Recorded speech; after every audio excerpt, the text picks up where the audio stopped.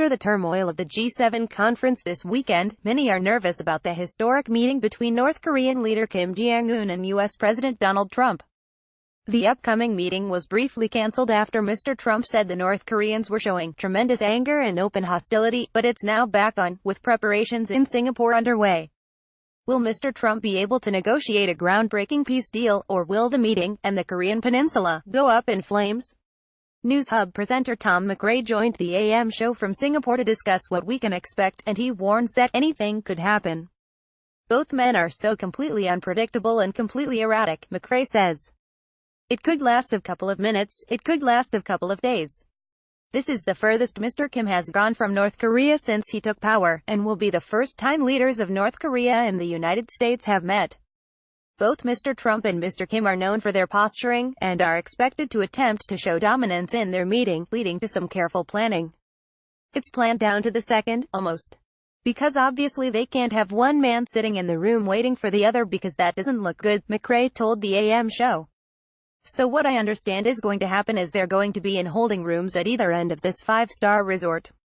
They'll then be given a cue, walk down the long hallway to meet in the middle at exactly the same time. Senior U.S. officials say at a minimum they would like the summit to serve as a start of a dialogue with North Korea.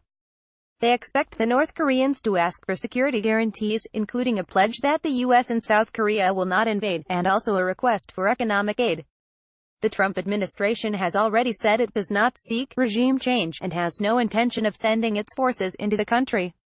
Waikato University international relations expert Alexander Gillespie says the best-case scenario is a complete denuclearization of the Korean peninsula.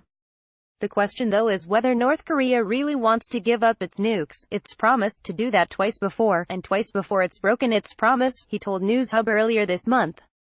However, there are no guarantees that anything will be signed at the end of the meeting.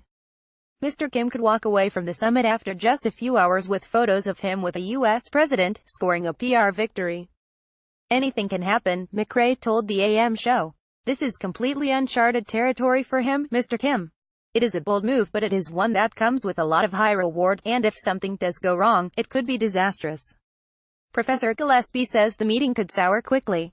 Both men are very volatile and they are known to take offense quite easily, use extreme rhetoric and threaten each other if things go wrong, at very short notice, and Mr. Trump has warned the United States could add more sanctions if necessary.